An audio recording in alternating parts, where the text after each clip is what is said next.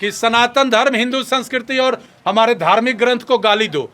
जो भी हिंदू का पर्व त्यौहार है वो हिंदू नहीं सही से मना पाए, इसके लिए ये साजिश लोग कर रहे हैं। तो जातीय जनगणना हुआ है, हम कहेंगे तो लोग कहेगा कि इनका संख्या कम हो गया है इसलिए बोल रहे हैं। अब तो समाज का इक्का दुक्का जाति छोड़ के सब जातीय, इनके जातीय गणना को फर्जी कर दिया है। विपक्ष के पास कोई मुद्दा है न, नीति है न सिद्धांत है। इन सब का एक ही मुद्दा है कि कैसे भारत के प्रधानमंत्री नरेंद्र मोदी को कुर्सी से उतारकर और भ्रष्टाचारियों को प्रधानमंत्री के कुर्सी पर बैठाए। भारतीय जनता पार्टी के द्वारा पूरे देश के पैमाने पर जन संवाद कार्यक्रम चलाया जा रहा है। जन संवाद कार्यक्रम के माध्यम से आदरणीय प्रधानमंत्री नरेंद्र मोदी के 9.5 वर्षों के कार्यकाल में आम लोगों के हित में जो भी कार्यक्रम चलाए जा रहे हैं, उस कार्यक्रम से जन संवाद कार्यक्रम के तहत लोगों को हम सब रूबरू करा रहे हैं। इसी क्रम में आज मोतीपुर ब्लॉक के हरनाही गांव में हम आए हैं, जहां समाज के बुद्धिजीवी, भाजपा कार्यकर्ता, समर्थकों के साथ जन संवाद कार्यक्रम चलाया है। और लोगों से मैंने कहा है कि 9.5 वर्षों में मोदी जी ने इस देश के लिए जो भी किया है, उस सारे कार्यक्रमों को समाज के अंतिम पौधान पर बैठे लोगों तक पहुंचाना हम कार्यकर्ताओं का नैतिक जिम्मेदारी है। हम हर एक योजनाओं के बारे में लोगों को बताया है। साथ ही आज ग्रामीण क्षेत्र में आदरणीय नरेंद्र मोदी के प्रति लोगों में जो भावना है, हमने उस भावना को भी सुना है। लोगों का जो समस्या है, उस समस्याओं को भी सुना है। और हम अपने कार्यकर्ताओं से कहा है कि प्रधानमंत्री जी ने गांव और गांव के गरीबों का गंभीरता से चिंता कर रहे हैं। उनका सोच है, उनका सपना है कि भारत का गांव मजबूत हो, भारत के गांव में रहने वाले समाज के गरीब तबके के लोगों का दशा दिशा दुरुस्त हो। इसके लिए वो कृत संकल्पित है।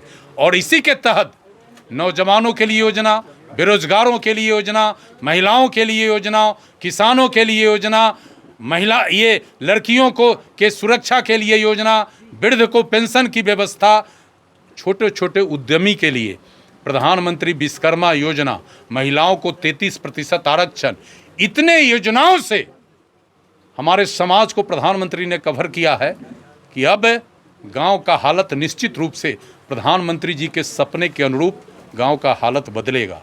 और जो परिस्थिति है, आने वाले चुनाव में विपक्ष पूरी तरह सफाया हो जाएगा। कहीं विपक्ष का आता पता नहीं रहेगा, क्योंकि न तो विपक्ष के पास कोई मुद्दा है, न नीति है, न सिद्धांत है। इन सब का एक ही मुद्दा है कि कैसे भारत के प्रधानमंत्री नरेंद्र मोदी को कुर्सी से उतारकर और भ्रष्टाचारियों को प्रधानमंत्री के कुर्सी पर बैठाए। और इस चीज़ को इस देश की जनता भली भांति समझ चुकी है। और आने वाले दिनों में पूरी तरह विपक्ष साफ हो जाएगा और फिर तीसरी बार भारत के प्रधानमंत्री नरेंद्र मोदी बनेंगे।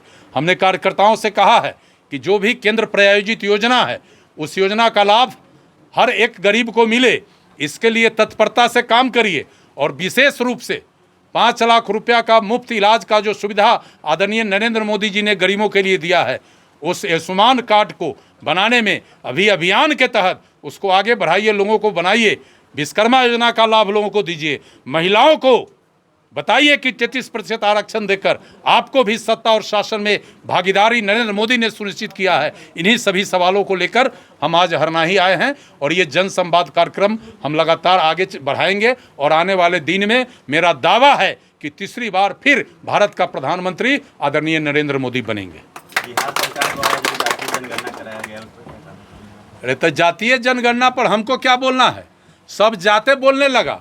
इन लोगों का मंशा था कि एक बार समाज में फिर से द्वेष, दुर्भावना, तनाव फैलाकर अगड़ा पिछड़ा का कराकर और फिर से सत्ता पावे। लेकिन इनका योजना तो हो गया फेल। ये तो सभी जाति को इतना खंड खंड में बांटकर उसका हैसियत खत्म कर दिए और मात्र 1-2 जाति का हैसियत दिखाकर फिर अगले बार बिहार के कुर्सी पर अपने परिवार को बैठाने का जो ये सपना देख रहे थे, वो चकनाचूर हो गया। और ये जो जातीय जनगणना हुआ है, हम कहेंगे तो लोग कहेगा कि इनका संख्या कम हो गया है इसलिए बोल रहे हैं। अब तो समाज का इक्का दुक्का जाति छोड़ के सब जातीय इनके जातीय गणना को फर्जी कर दिया है, तब इसमें क्या कहना है? नवरात्रि का छुट्टी खत्म कर दिया गया है शिक्षा। अरे भाई, तो ये लोग के पास तो कोई मुद्दा न है, न नीति है, न सिद्धांत है। ये लोग तो एक तरफा एक गो काम है कि सनातन धर्म, हिंदू संस्कृति और हमारे धार्मिक ग्रंथ को गाली दो। जो भी हिंदू का पर्व त्योहार है वो हिंदू नहीं सही से मना पाए, इसके लिए ये साजिश लोग कर रहे हैं। तो इसको लोग समझ गया है, आने वाले दिन में अच्छा फैसला होगा। ये सब वहाँ चले जाएंगे जहाँ फिर भविष्य में दोबारा आने का इनको मौका नहीं मिलेगा।